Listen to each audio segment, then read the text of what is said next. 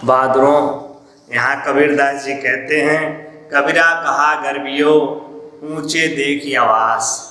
यहाँ कबीरदास जी कहते हैं कि गर्वियों में होता है घमंड करना। कबीरदास जी कहते हैं कि संसार में जो लोग हैं उन्हें घमंड नहीं करना चाहिए। क्यों नहीं करना चाहिए? जैसे लिखा है, ऊंचे देखी आवास, आवास बनेगा अर्थात अच्छी धन दौलत या सुख पा करके उनको घमंड नहीं करना चाहिए। कबीरा कहा गर्वियों ऊंचे देखी आवास, काल पर यूं भूमि लौटना ऊपर जामे घास। क्योंकि यह शरीर नश्वर है, यह शरीर एक दिन मिट्टी में मिल जाएगा और उस पर जो है घास जम जाएगी। ये सुंदर ढंग से कम शब्दों में इसका अर्थ आपको बतलाया जा रहा है। बहादुरों, लिखा है कबीरा कहा गर्वियो।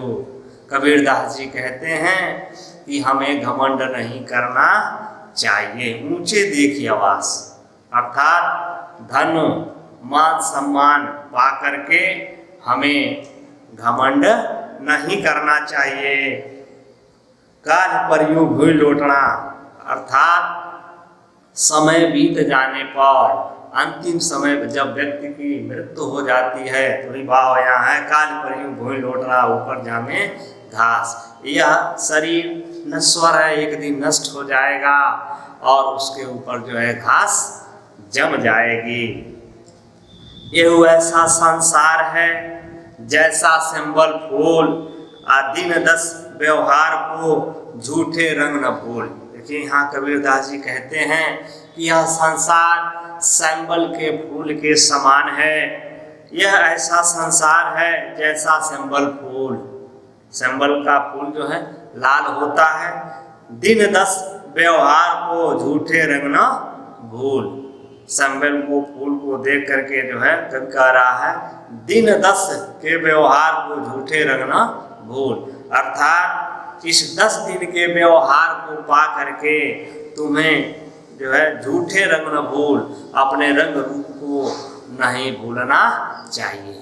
जैसे यहाँ सिंबल को फूल करके एक सुख है, बहादुरों तोता है, आस लगा करके बैठा हुआ है कि इस फूल को जो है हम खाएंगे। अर्थात बार बार उसका ध्यान उस सिंबल के फूल पे लगा हुआ है। तो ये कबीरदास जी समझाते हैं यह मनुष्य के ऊपर किस प्रकार से इसका प्रभाव पड़ेगा। बहादुरों, ये ऐसा संसार है जैसा सिंबल फूल, यह केवल देखने के लिए सुंदर है। यह शरीर जो है देखने के लिए, यह जीवन देखने में सुंदर लग रहा है, लेकिन एक दिन ऐसा समय आएगा इसका जो रंग है, रूप है, यह सब नष्ट हो जाएगा, धूल में मिल जाएगा। बहादुरों, फिर अगली पंक्तियां देखिए, यही अवसर चेत्या नहीं बस जीव पाली दे, राम नाम जानिया नहीं अति पड़ी मुख से। यहाँ देखिए सेह मने होता है धूल, तो यहाँ देखिए लिखा है यही अवसर चेत्या नहीं बस जीव पाली दे।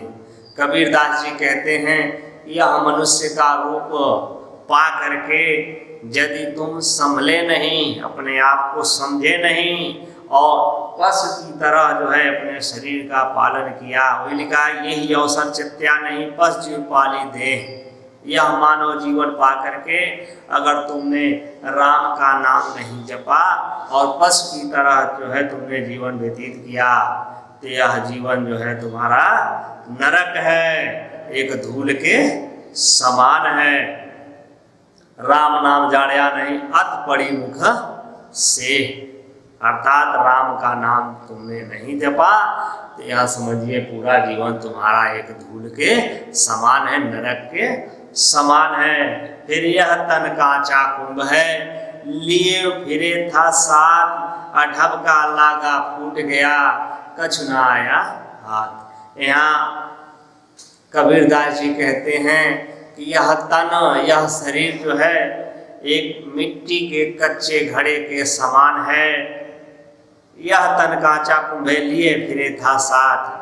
कबीरदास जी कहते हैं कि हे संसार के मनुष्यों, जो तुम इस शरीर को बड़े घमंड के साथ लेकर के घूमते हो, यह मिट्टी के कच्चे घड़े के समान है। ढबका लागा फूट गया कछ न आया हाथ। थोड़ा सा धक्का लग जाने से यह एक दिन नष्ट हो जाएगा और तुम्हारे हाथ कुछ नहीं लगने वाला है। इसलिए तुम पहले चेतो, ईश्वर का स्मरण करो, भक्ति भजन करो, जिससे पुनः जो है तुमको यह मानव जीवन प्राप्त हो जाए। अगली पंक्तियों में देखिए, कबीरा कहा गर्वियो देख देह देख सुरंग, अबिछड़िया मिलवो नहीं जीव कांचली भोजन। कबीरदास जी कहते हैं, कबीरा कहा गर्वियो, कबीरदास जी कहते हैं कि कभी भी हमें घमंड करना नहीं चाहिए, कभी भी हमें घमंड नहीं करना चाहिए। देह देखी सुरंग लिखा है, देह देखी सुरंग, अर्थात अपने इस सुंदर शरीर को पा करके हमें कभी घमंड नहीं करना चाहिए। बिछड़िया मिलबो नहीं, अगर यह शरीर से प्राण एक बार निकल जाएगा तो पुनः वह आत्मा इस शरीर में प्रवेश नहीं कर पाएगी। वही लिखा है, बिछड़िया मिलबो नहीं जीव कांचली भुजन। जिस प्रकार से सर्प जो है अपने केचुल को छोड़ देता है, वह उसे पुनः धारण नहीं कर पाता, ठीक इसी तरह से इस संसार में जो मनुष्य हैं, एक बार यह जीवन प्राप्त करते हैं, पुनः इस जीवन को प्राप्त वह नहीं कर पाता। चलिए बहादुर, आज की वीडियो में बस इतना ही, बाकी है